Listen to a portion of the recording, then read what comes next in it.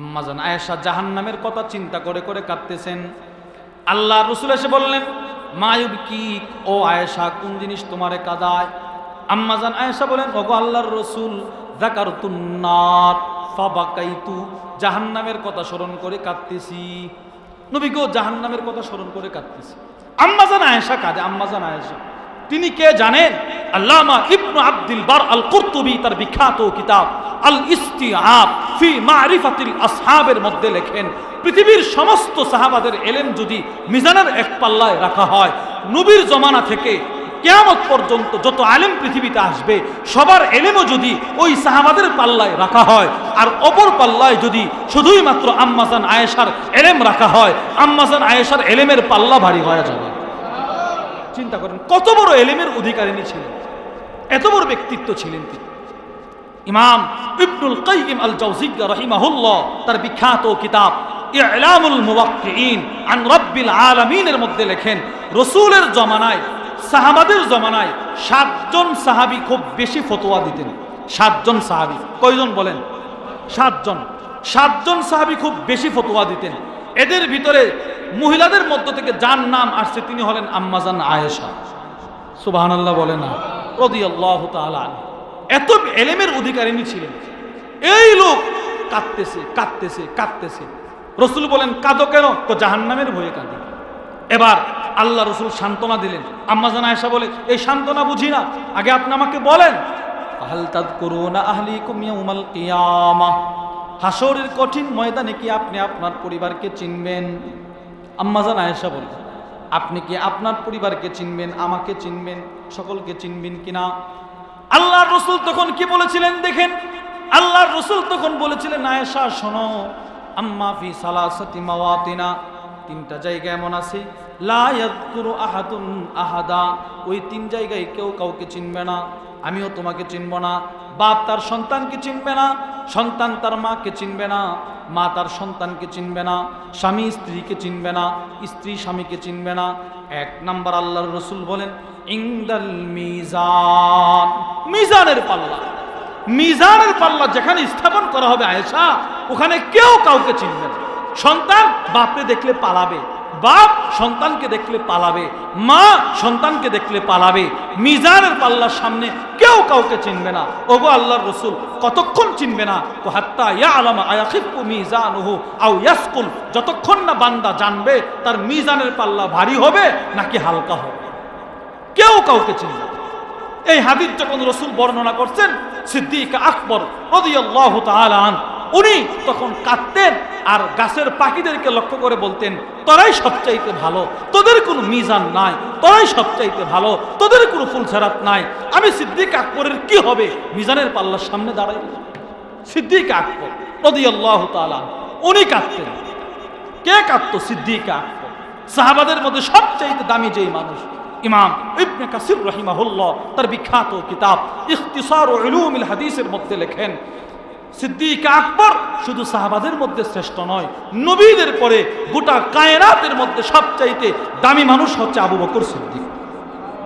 উনি কাঁদতেন, উনি চোখের পানি ছেড়ে ছেড়ে কাঁদতেন। হযরত ওমর, বুখারীর মধ্যে আসছে, ওমর বলতেন, লাউ আন্নালি তিলা আল আরদি যাহাবা লাফতাদাইতু বিহি মিন আযাবিল্লাহি আযজা ওয়া জাল্লা ক্বাবলা আন আরা।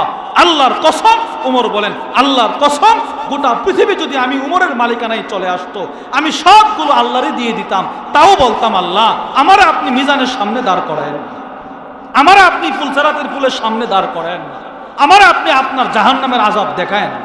উমর বলে, উমর, যে উমরের ব্যাপারে রাসূল বলেন, আমার পরে কেউ নবী হলে আল্লাহ উমররে বাড়ায়।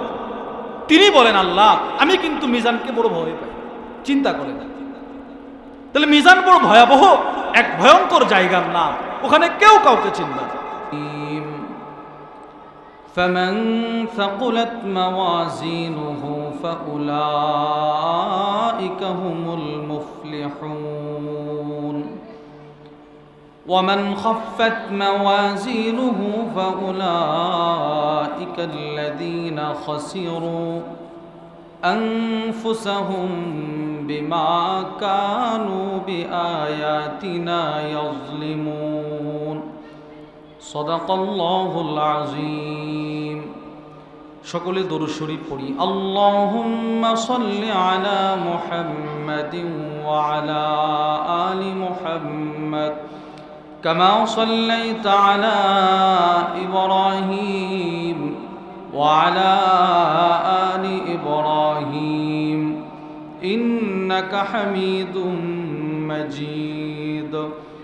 اللهم بارك على محمد وعلى آل محمد كما باركت على إبراهيم وعلى آل إبراهيم إنك حميد مجيد। الحمد لله।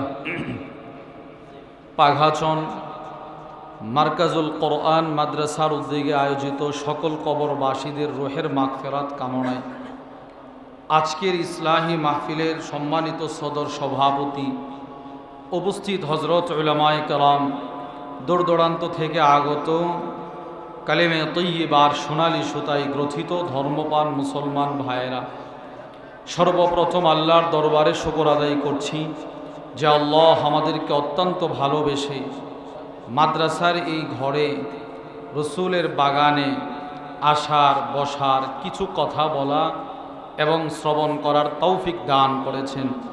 এজন্য আমরা সকলেই বলি আলহামদুলিল্লাহ।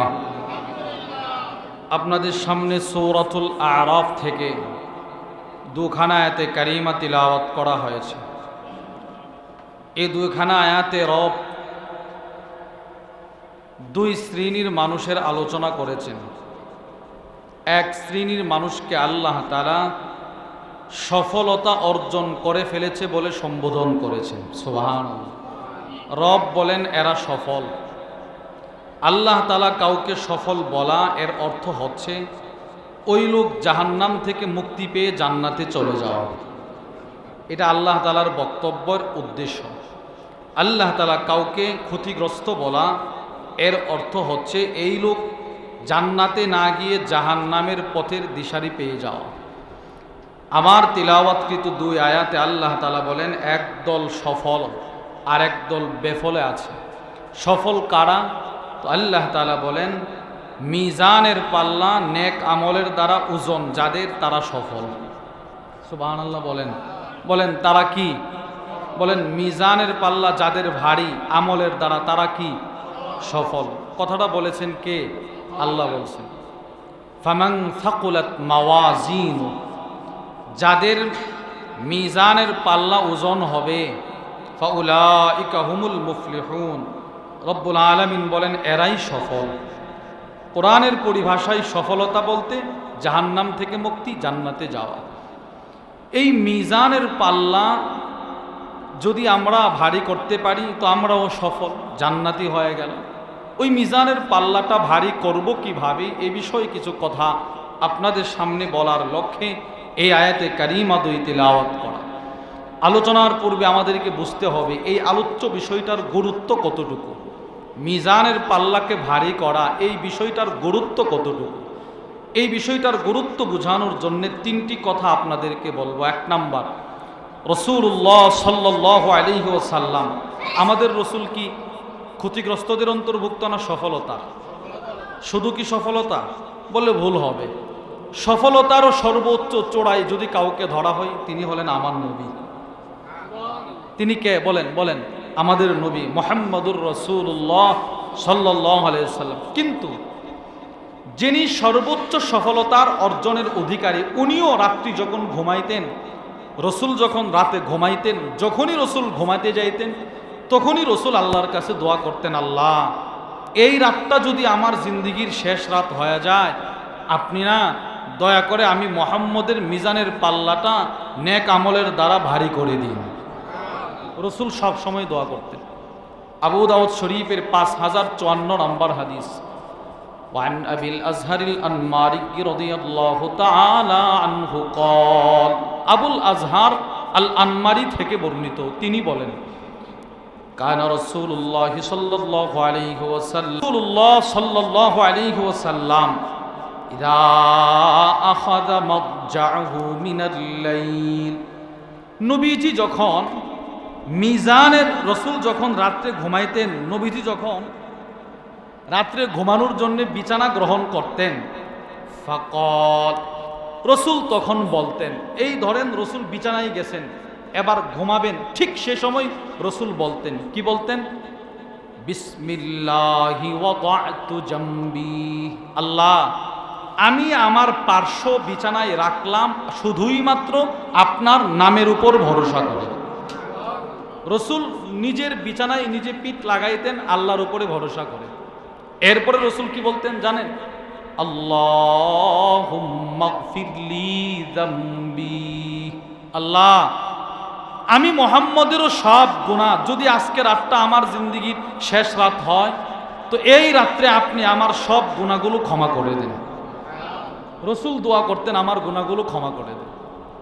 রসুলের কি কোনো গুনাহ হতে পারে বলেন? না, নবীর আগের গুনাহও মাপ, পরের গুনাহও মাপ, রসুলও দোয়া করতেন। দুই, নবীজি কি বলতেন দেখেন, এখনো কিন্তু রসুল ঘুমায় নাই, জাগ্রত অবস্থায় দোয়া করতেছেন, সাক্কিল মিজানি, আল্লাহ এই রাতটা যদি আমার শেষ রাত হয়, আপনি না দয়া করে হাসরের ময়দানে আমি মুহাম্মদুর রাসূলুল্লাহ সাল্লাল্লাহু আলাইহি ওয়াসাল্লামের মিজানের পাল্লাটা ভারী করে দিন। চিন্তা করছেন? রসুল ঘুমানোর সময় মিজানের কথা ভুলে নাই।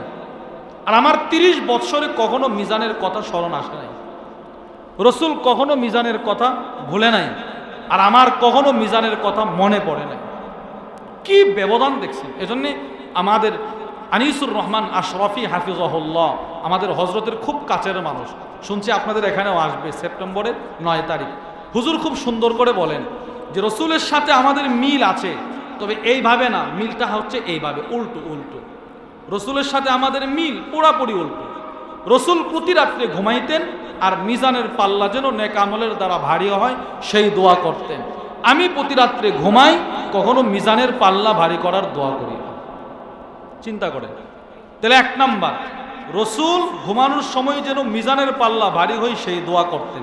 তাহলে বোঝা গেল মিজানের পাল্লা ভারী করার আলোচ্য বিষয়টার গুরুত্ব আছে না নাই?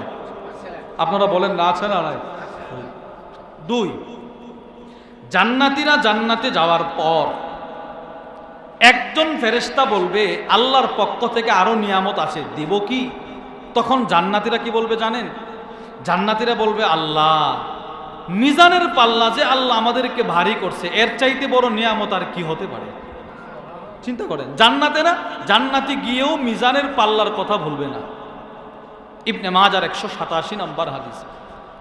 وعن عبد الرحمن بن أبي ليلى عن صهيب قال, আব্দুর রহমান ইবনে আবি লাইলা সোহাইব থেকে বর্ণনা করেন, আন্না রাসূলুল্লাহ সাল্লাল্লাহু আলাইহি ওয়াসাল্লাম তালা হাযিহিল আয়াহ, আল্লাহর রাসূল সূরাতু ইউনূসের এই আয়াতটি তিলাওয়াত করলেন, লিল্লাযীনা আহসানুল হুসনা ওয়া জিয়াদা, যারা দুনিয়াতে ভালো কাজ করবে এদের পরিণাম আল্লাহ পরকালে জান্নাত রেখে দিয়েছে।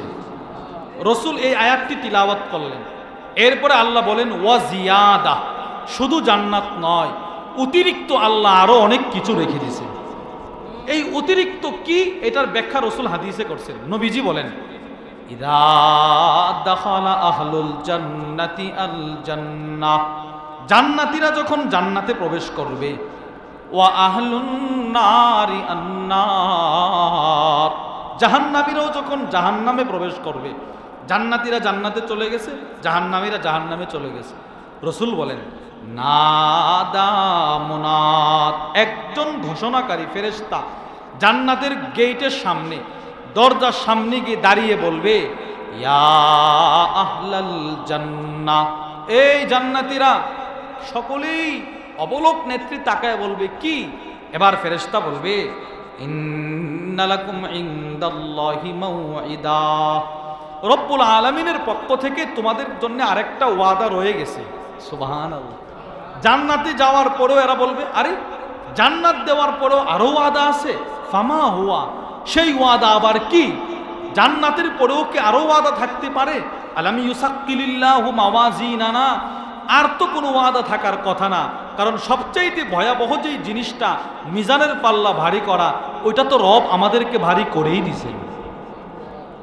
মানে জান্নাতীরা জান্নাতে গিয়া মিজানের পাল্লা যে ভারী করছে এটা বলবে না। এরা বলবে আল্লাহ কি আমাদের মিজানের পাল্লা ভারী করে নাই? এর চাইতে বড় নিয়ামত আর কি হতে পারে? তো রাসূল বলেন ফায়াকশিফুল হিজাব, আল্লাহ যত নূরের পর্দা ছিল সব সরায়া জান্নাতীদের সামনে আল্লাহ নিজের দিদার দিয়ে দিবে। এটা হচ্ছে ও জিয়াদার ব্যাখ্যা রাসূল করছেন। আল্লাহ নিজের দিদার, জান্নাতীরা জান্নাতে আল্লাহকে সরাসরি দেখবে। আরে সুবহানাল্লাহ বলেন না, সরাসরি দেখবে, সরাসরি। আল্লাহর রাসূল বলেন ফায়ানজুরুনা ইলাই, সব জান্নাতীরা এক দৃষ্টিতে আল্লাহর দিকে তাকায় থাকবে। ফাওয়াল্লাহ, আল্লাহর কসম, মা আতাহুমুল্লাহু শাইআন আহাব্বা ইলাইহিম মিনান নাজরি ইলাই, জান্নাতীরা আল্লাহর দিকে তাকায়া বাকি জান্নাতের সব নিয়ামতের কথা ভুলে যাবে। সব কিছুর চাইতে রবের দিদার জান্নাতীদের কাছে সবচাইতে প্রিয় হয়ে যাবে। এই হাদিসে আমরা কি বুঝলাম? ফেরেশতা বলবে আরো ওয়াদা আছে, আল্লাহ পুরা করবে। তো জান্নাতীদের জবাব, মিজানের পাল্লা যে আল্লাহ ভারী করছে এর চাইতে আবার আর কি ওয়াদা আছে? তাহলে বোঝা গেল মিজানের পাল্লা ভারী করার বিষয়টার গুরুত্ব আছে না নাই? হ্যাঁ। 3 নাম্বার, ইমাম বুখারী রহিমাহুল্লাহ ওনার বুখারী শরীফ সমাপ্ত করতে গিয়ে একটা হেডলাইন কায়েম করছেন, বাবু কৌলিল্লাহি তাআলা ওয়া নাদাউল মাওয়াজিনাল কিসতা লিয়াউমিল কিয়ামাহ। আল্লাহ তাআলার এক বক্তব্য নিয়ে আসছেন। আল্লাহ বলেন আমি হাসরের ময়দানে ইনসাফের এক মিজানের পাল্লা কায়েম করব, যেই মিজানের পাল্লায় বান্দার আমলগুলো, বান্দার গুনাহগুলোকে ওজন করব, ওজন। ইমাম বুখারী শরীফ শেষ করতে গিয়েও পৃথিবীর সমস্ত মানুষকে এই বিষয়টার প্রতি মেসেজ দিয়েছেন, ইঙ্গিত করেছেন, বান্দা তুমি দুনিয়াতে যাই করো না কেন হাসরের ময়দানে কিন্তু তোমার সবগুলোর ওজন হবে। এই যে একটা আয়াত ওয়ানাদাউল মাওয়াজিনাল কিসতা লিয়াউমিল কিয়ামাহ, এই আয়াত যখন নাজিল করা হলো মিজানের ভয়ে সাহাবারা কান্না শুরু করত। মিজানে আমার আমলনামার ওজন হবে। তিরমিজি শরীফের হাদিস 3561 নম্বর হাদিস, আম্মা জান আয়েশা আস-সিদ্দিকা রাদিয়াল্লাহু তাআলা আনহা থেকে বর্ণিত। তিনি বলেন ওয়ান আয়েশা রাদিয়াল্লাহু তাআলা আনহা قالت أن رجلا قعد بين يدي النبي صلى الله عليه وسلم। আম্মা জান আয়েশা বলেন এক ব্যক্তি নবীজির সামনে আয়েশা বসছে, রাসূল বসা, এক সাহাবী আয়েশা বসছে। আল্লাহর রাসূল বলেন কেন আসছো? সাহাবী বলে ইয়া রাসূলুল্লাহ, ওগো আল্লাহর রাসূল, ইন্নালি মামলুকাইন, আমার কয়েকটা গোলাম আছে, গোলাম। সাহাবী বলে নবীরে আমার কয়েকটা গোলাম আছে, গোলাম, কৃতদাস। তো কি হইছে? ওয়ায়াকদিবুনানি, আমার গোলামগুলো না আমার সাথে মিথ্যা কথা বলে। মনে করেন দৃষ্টান্ত দিয়ে বোঝায়, আপনার একটা বড় মুদির দোকান আছে, ওই দোকানে আপনার কয়েকজন কর্মচারী আছে, 3 জন কর্মচারী, 3 জন শুধু আপনার সাথে মিথ্যা কথা বলে, তাহলে আপনার ব্যবসার কি অবস্থা হবে বলেন তো? এই সাহাবী বলে আমার কয়েকটা গোলাম, এরা আমার সাথে শুধু মিথ্যা বলে। আর কি? ওয়ায়াসুনানি, এরা আমার আদেশের অবাধ্য করে। আমি যদি বলে এটা কর, এটা করে না, ওইটা করিস না, ওইটা করে, উল্টা পাল্টা চলাফেরা করে। আর কি করে? ওয়ায়াখুনুনানি, আমার আমানতের খেয়ানত করে। তাহলে মিথ্যা বলে, আদেশের অবাধ্য করে, আমানতের বলেন না, আমানতের খেয়ানত করে। ওগো আল্লাহর রাসূল, এই জন্যে কখনো কখনো আমি রাগ হয়া আস্তিমুহুম আও আস্তুমুহুম, এদেরকে আমি কখনো বকাচকা করি, গালি দেই, গালি। ও আদ্রিবুহুম, কখনো আবার রাগে নিজের হাতে নিজে এদেরকে পিটাই, গোলামদেরকে গালিও দেই, এদেরকে পিটাই। কিন্তু ওগো নবীজি, আমি আপনার কাছে আসছি, ফাকাইফা আনা মিনহুম, হাসরের ময়দানে এর বিচারটা কি হবে? এরাও তো আমার সাথে খারাপ কাজ করে, আমিও এদেরকে গালি দেই, আঘাত করি, আমাদের বিচারটা কি হবে এটা আপনার কাছে জানতে আসছি। সুবহানাল্লাহ বলেন না? দেখছেন কোথায় চিন্তা করছে। আল্লাহর রাসূল বলেন ইহসাবু মা খানুক, তারা তোমার সাথে যেই পরিমাণ আমানতের খেয়ানত করেছে এটার ওজন হবে, ওজন। ওয়াসাউ, এরা যেই পরিমাণ অবাধ্যতা করেছে এটার ওজন হবে। ওয়াকাযাবু, এরা যেই পরিমাণ মিথ্যা বলেছে এটার ওজন হবে। সাহাবী শোনো, শুধুই মাত্র এদের অপরাধের ওজন হবে না, ওয়াইকাবুকা ইয়াহুম, তুমিও এদেরকে যেই পরিমাণ শাস্তি দিয়েছো এটারও ওজন হবে। চিন্তা করেন, এরা যেই পরিমাণ গালি দিছে এটার একটা ওজন হবে, রাসূল বলেন এটার হিসাব হবে। এবার এই গালির বিনিময়ে তুমি যে আঘাতটা করছো ওই আঘাতটারও ওজন হবে। চিন্তা করেন, আমি আমার দোকানের কর্মচারীকে কখনো ধমক দেই, হের অপরাধ, ওর অপরাধ আর আমার ধমক, এটার ওজন হবে। আমার ধমকটা বেশি হলো না তার অপরাধটা বেশি হলো। এবার রাসূল বলেন ইন কানা ইকাবুকা ইয়াহুম বিকদরি যুনুবিহিম, যদি তোমার শাস্তি আর এদের অপরাধ সমান সমান হয়, কানা কাফাফান লা লাকা ওয়ালা আলাই, তাহলে তুমি বেঁচে গেলে, তোমার ক্ষতিও নাই তোমার লাভও নাই, সমান সমান হয়ে গেছে। এদের অপরাধ যেমন তোমার শাস্তি তেমন।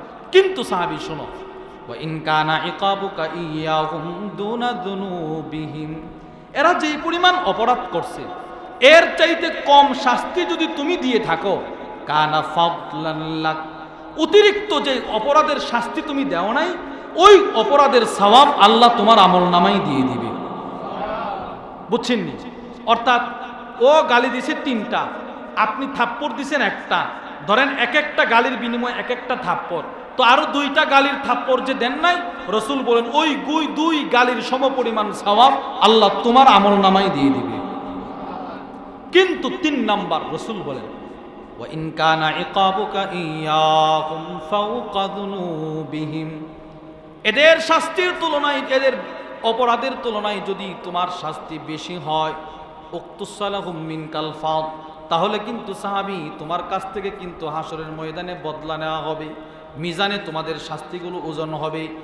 যেই মাত্র আল্লাহর রাসূল এই কথাগুলো বললেন, আম্মাজান আয়েশা আস-সিদ্দিকা রাদিয়াল্লাহু তাআলা আনহা বলেন, ফাতানাহার রাজুল ফাজাআলা ইয়াবকি, ওই সাহাবী হাউমাউ করে কান্না শুরু করে দিলেন, দৌড়ায় রাসূলের দরবার থেকে চলে যায়। আল্লাহর রাসূল বললেন, সাহাবী শোনো, আমা তাকরা কিতাবাল্লাহ, তুমি কি আল্লাহর কোরআন তেলাওয়াত করো নাই? আল্লাহ তাআলা কোরআনুল কারীমের মধ্যে নিজে বলে দিয়েছেন, ওয়ানাদউল মাওয়াজিনাল কিসতা লিয়াউমিল কিয়ামা, আমি আল্লাহ হাসরের ময়দানে মিজান কায়েম করব, যেই মিজান দিয়ে বনি আদমের সবগুলো আমি আল্লাহ ওজন করব। ওজন পাথরের নিচেও যদি কোনো পরিমাণ কিছু থাকে ওইটাও আইনা আমি মিজানের পাল্লায় ওজন করব। আল্লাহর রাসূল বলেন তোমার বিচারগুলোর ওই রকম ওজন হবে।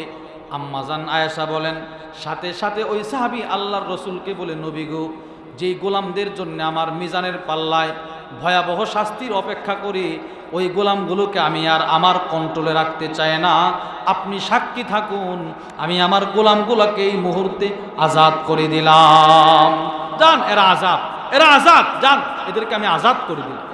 দরকার নাই এরা আমার সাথে মিথ্যা বলবে, আমি এদেরকে আঘাত করব, এটার আবার হিসাব হবে, ধরা খাইলে জাহান্নামে যেতে হবে, এই গোলামি রাখার দরকার নাই।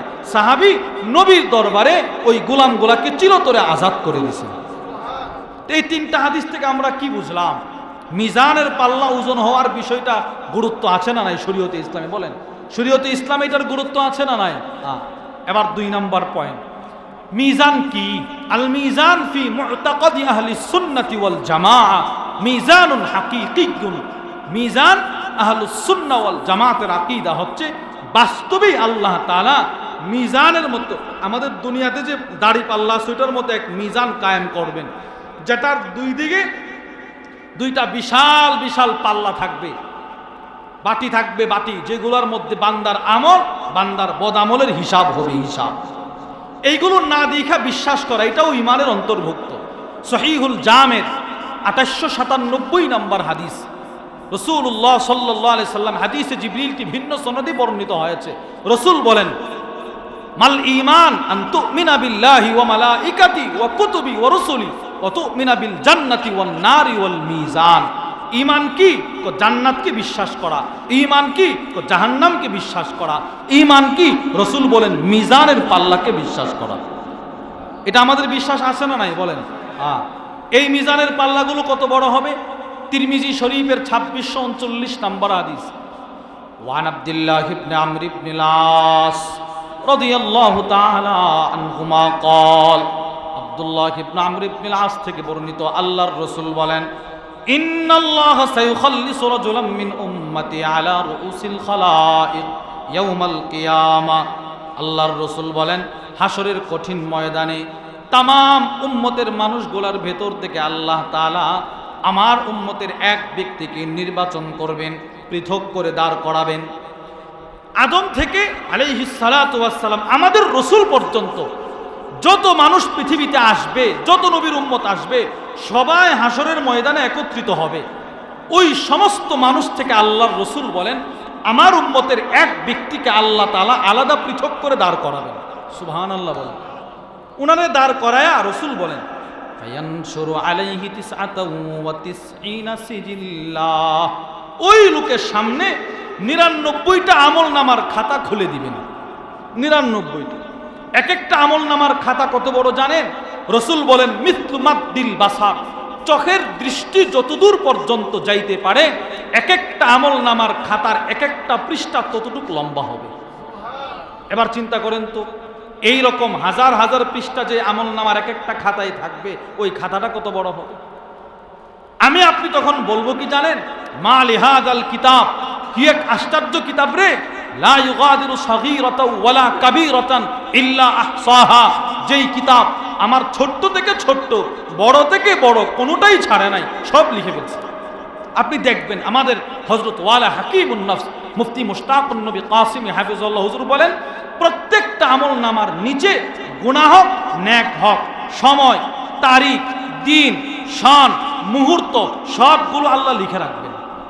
আপনি দেখে আপনার সব মন হবে, হ্যাঁ আমি অমুক দিন অমুক জায়গায় এই অবস্থায় এই সময় এই কাজটা করেছি, সব লিখা থাকবে।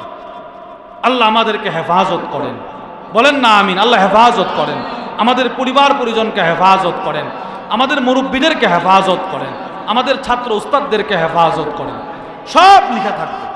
তো আল্লাহর রাসূল বলেন, এই লোকের সামনে 99টা আমল নামার খাতা খুলে দেওয়া হবে। আল্লাহ তাআলা বলবেন, আফালাকা উযুরুন, এই আমল নামার খাতায় যা যা লেখা আছে, এইগুলোর কোনো একটার ব্যাপারে তোমার কি কোনো অভিযোগ আছে? যে এইগুলো তোমার উপর জুলুম করে লেখা হয়েছে, তুমি করো নাই লেখা হয়েছে, করছো লিখে নাই, এরকম আছে? ফায়াকুলু লা ইয়া রাব, বান্দা বলবে, না আল্লাহ, সবগুলো যথার্থই লেখা হয়েছে, সব করছি। আল্লাহ তাআলা বলবেন, লা যুলমা আলাইকাল ইয়াউম, আজকে তোমার উপরে জুলুম করা হবে না, যা করছো সব লেখা, তোমার উপরে জুলুম করা হবে না। আল্লাহ তাআলা বলবে, আযালামাকা কাতাবাতি আল হাফিজুন, ডান কাদের বাম কাদের ফেরেশতা লিখার ক্ষেত্রে কি জুলুম করছে? লা ইয়া রাব, না, এরাও জুলুম করে নাই। এবার আল্লাহ বলবে, শোনো, বালা ইন্নালাকা ইনদানা হাসানা, বান্দা তোমার একটা মাত্র নেক কিন্তু আমার আল্লাহর কাছে আছে। সুবহানাল্লাহ, তোমার একটা নেক কিন্তু আমার কাছে আছে, একটা নেক। ফাতুখরাজু বিতাকা, ওই 99টা আমল নামার খাতার ভেতর থেকে একটা ছোট্ট কাগজের টুকরা বের করা হবে।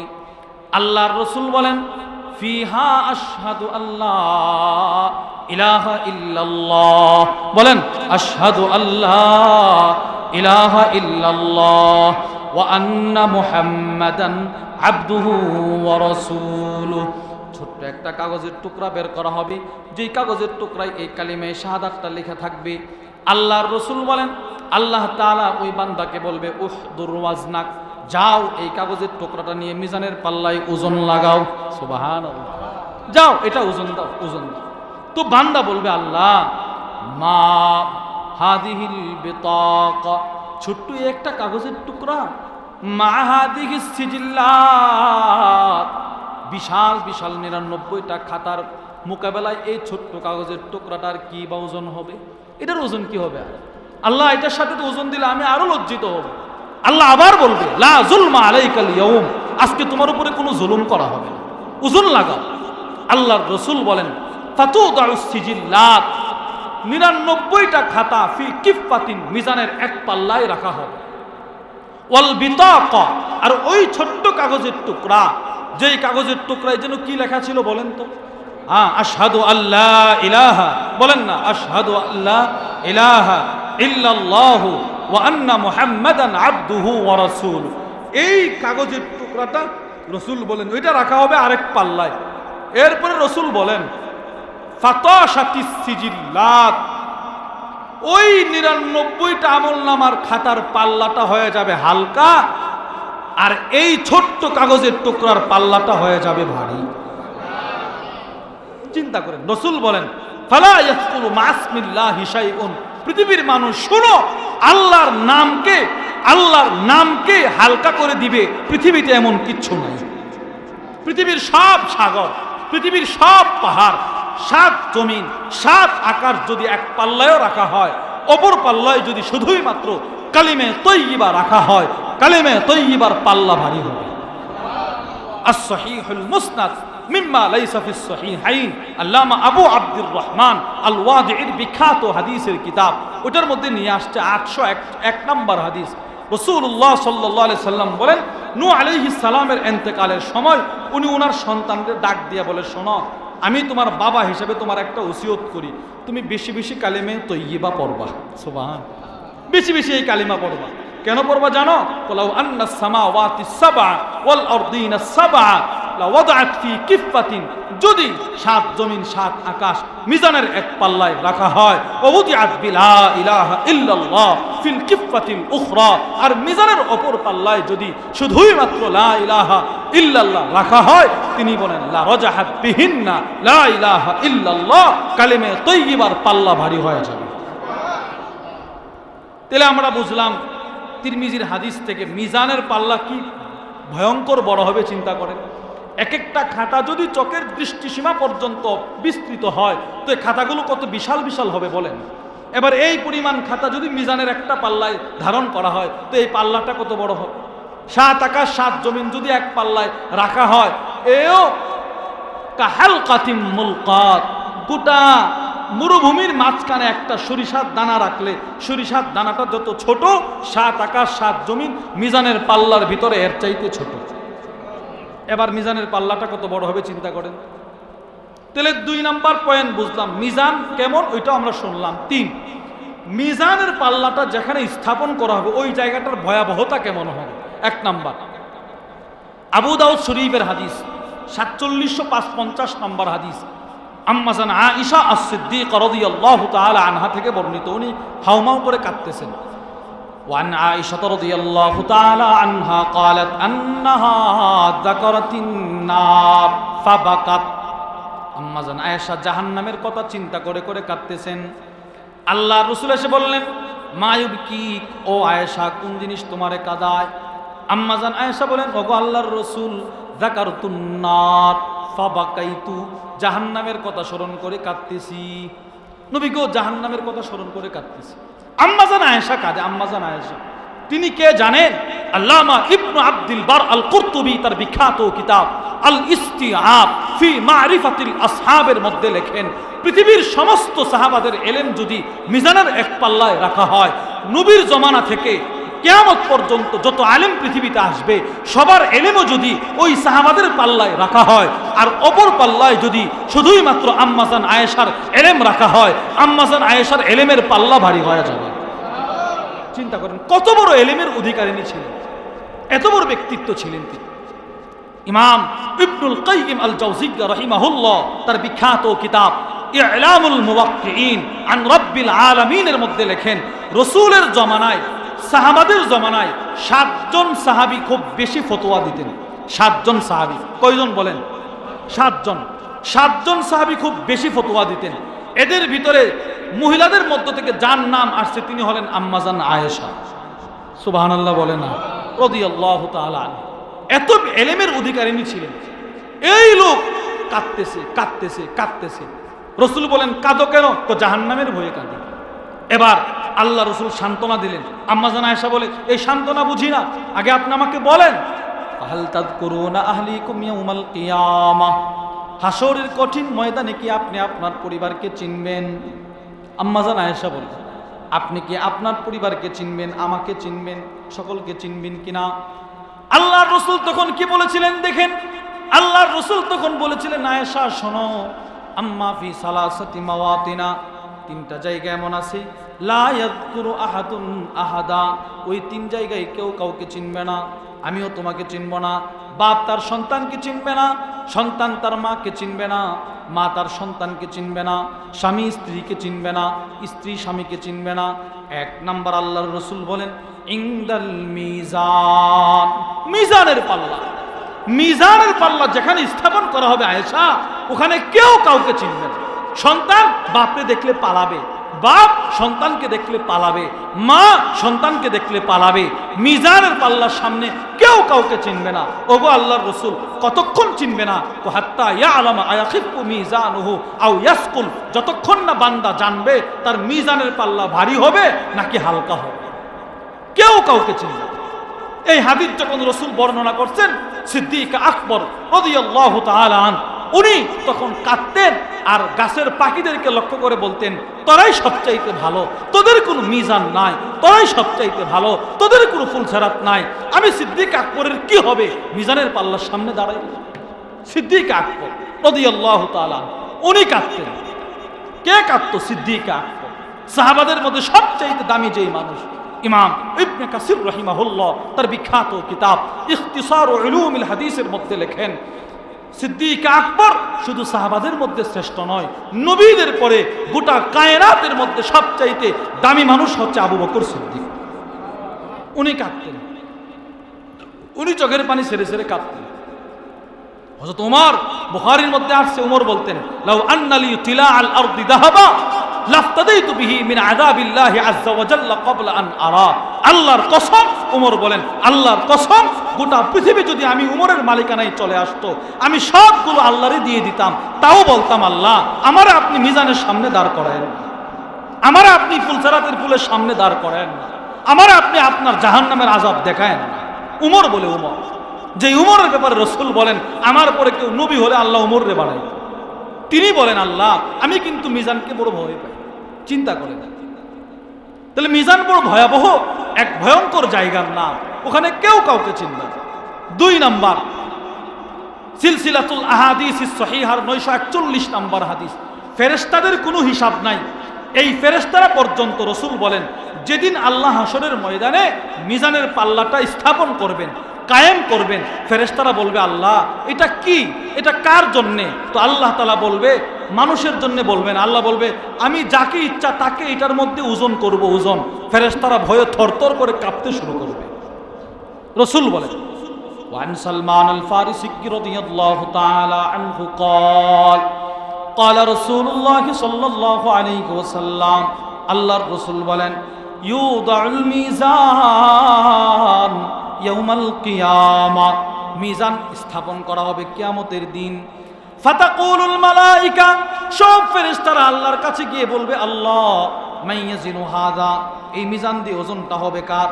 আল্লাহ তাআলা বলবে, মান শি'তু মিন খালকি, আমার সৃষ্টিজীবের মধ্যে যাকে ইচ্ছা তাকে ওজন করব। সব ফেরেশতারা কাঁপবে আর বলবে, সুবহানাক মা আবাদনাকা হাক্কা ইবাদাতিক, আল্লাহ আমরা আপনার যথার্থ ইবাদত করতে পারি নাই। ফেরেশতারা বলবে, আল্লাহ আমরা কিন্তু আপনার যথার্থ ইবাদত করতে পারি নাই, আল্লাহ আপনার কাছে ক্ষমা চাই, কমসে কম আমাদেরকে কিন্তু এটাকে ওজন দিয়েন না। ফেরেশতারা থরথর করে কাঁপে। আল্লাহর রাসূল বলেন, ওয়ায়ুদাউস সিরাত মিসলা হাদ্দিল মূসা, খুব আর ব্লেডের মতো চিকন ফুলসেরাতের পুল আল্লাহ কায়েম করবে। যেই ফেরেশতার মাধ্যমে কায়েম করবে, এরা পর্যন্ত থরথর করে কাঁপবে আর বলবে, আল্লাহ মান তুজিজু আলা হাযা, এটার উপর দিয়ে যাবে কে, অতিক্রম করবে কে? তো আল্লাহ তাআলা বলবে, মান শি'তু মিন খালকি, যাকে ইচ্ছা তাকে বলবে এটার উপর ওঠার জন্য। ফেরেশতারা থরথর করে কাঁপবে আর বলবে, আল্লাহ সুবহানাক মা আবাদনাকা হাক্কা ইবাদাতিক, আমরা আপনার কাছে ক্ষমা চাই, আমরা আপনার যেইভাবে ইবাদত করা দরকার ছিল করতে পারি নাই, আমাদেরকে কিন্তু এটার উপরে উঠায়েন না। চিন্তা করেন, ফেরেশতারা পর্যন্ত কাঁপবে। আমার টেনশন নাই, আমার মিজান নিয়ে টেনশন নাই, আমার ফুলসেরাত নিয়ে টেনশন নাই, অথচ আমাকে আল্লাহ বলবে উঠাও আমলনামা, আমাকে আল্লাহ বলবে উঠো ফুলসেরাতের কোলে, আমার কোনো টেনশন নেই। 60 বছর চলে গেল, কখনো মিজানের টেনশন করলাম না। 70 বছর চলে গেল, কখনো আমি ফুলসেরাতের কুলের টেনশন করলাম না। যুবক বয়স কাটায়া দিলাম, কখনো আমি মিজানের টেনশন করলাম না। কিভাবে আমার মিজান অতিক্রম হবে, কিভাবে আমার ফুলসেরাতের কুল অতিক্রম হবে? বলেন,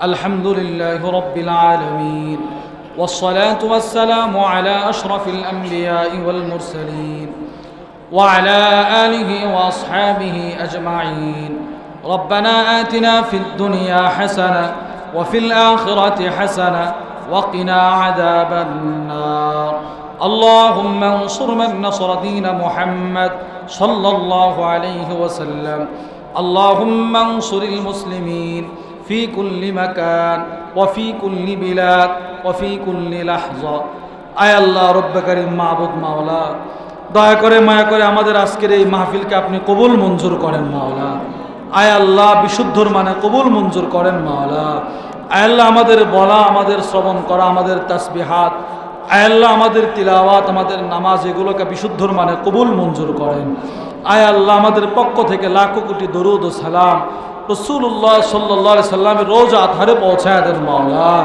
আয় আল্লাহ বাবা আদম থেকে আজ পর্যন্ত যত মুমিন মুমিনাত অন্ধকার কবরের বাসিন্দা আল্লাহ দয়া করে মায়া করে প্রত্যেকের কবরটাকে জান্নাতের টুকরা বাগান বানায় দেন মাওলা আয় আল্লাহ এই এলাকায় যত মুর্দেগান আছে রব্বে কারীম ওনাদের কবরে আপনি জান্নাতের বিছানা বিছিয়ে দেন মাওলা আয় আল্লাহ ওনাদের শরীরে জান্নাতের পোশাক পরিধান করায় দেন মাওলা মাওলা আপনি আমাদেরকে মাফ করে দেন মাওলা আয় আল্লাহ আপনি আমাদেরকে মাফ করে দেন মাওলা আপনি মাফ না করলে আমরা কার কাছে যাব মাওলা আয় আল্লাহ আমরা ছাড়াও তো আপনার বান্দার কোনো অভাব নাই কিন্তু আপনি ছাড়া তো আমাদের আর কেউ নাই মাওলা আয় আল্লাহ আপনি আমাদেরকে মাফ করে দেন মাওলা আমাদের আব্বা আম্মাকে মাফ করে দেন মাওলা আমাদের ছাত্র উস্তাদদেরকে মাফ করে দেন মাওলা আল্লাহ যারা আমাদেরকে ভালোবাসে এদেরকে মাফ করে দেন আমরা যাদেরকে ভালোবাসি এদেরকে মাফ করে দেন আয় আল্লাহ আমাদের আকাবির বুজুর্গদেরকে মাফ করে দেন মাওলা আল্লাহ বিশেষ করে এই মজমায় যিনারা আসছেন শরীক হয়েছেন আল্লাহ যারা ইচ্ছা ছিল কিন্তু আসতে পারে নাই এদেরকেও আপনি মাফ করে দেন মাওলা আয় আল্লাহ দয়া করে মায়া করে আমাদের সকলকে আপনি সুস্থতার নিয়ামত দান করেন মাওলা আমাদের আব্বা আম্মাকে সুস্থতার নিয়ামত দান করেন মাওলা আমাদের সন্তানাদিকে সুস্থতার নিয়ামত দান করেন মাওলা আমাদের উস্তাদদেরকে সুস্থতার নিয়ামত দান করেন মাওলা আমাদের মুরব্বীদেরকে সুস্থ করে দেন মাওলা আয় আল্লাহ রব্বে করিম যারা দোয়া চাইছেন প্রত্যেককে আপনি দিলেন নেক মাকাসিদ পূর্ণ করে দেন আল্লাহ অনেক বিমারিরা দোয়া চাইছেন ওনাদেরকে আপনি আপনার দারুশ শিফা থেকে সম্পূর্ণ রব্বে করিম সুস্থতার নিয়ামত দান করেন আয় আল্লাহ রব্বে করিম মাবুদ মাওলা ঋণগ্রস্ত যারা এদের ঋণ পরিশোধ করার তৌফিক দান করেন আয় আল্লাহ অভাবগ্রস্তদের অভাব আপনি দূর করে দেন রিজিকের মধ্যে ওয়াসাআত দান করেন উলামা সুলাহা মুসল্লিদের সম্মান বাড়ায় দেন রিজিকের মধ্যে বরকত দান করেন আয় আল্লাহ আমাদের এই মাদ্রাসা মারকাজুল কোরআন মাদ্রাসা সহ যত মাদারিসে কওমি আছে সবগুলোকে আপনি কবুল মঞ্জুর করেন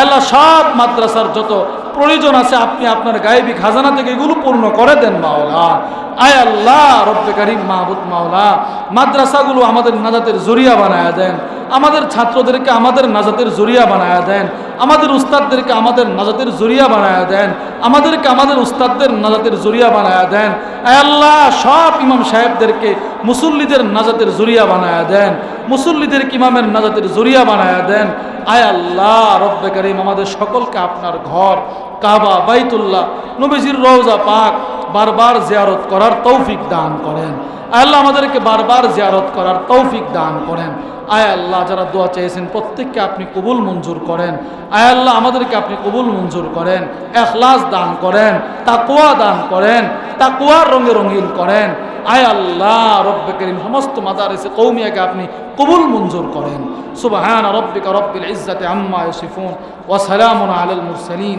ওয়াল হামদুলিল্লাহি রাব্বিল আলামিন বিরহমাতিকা ইয়া আরহামার রাহিমিন।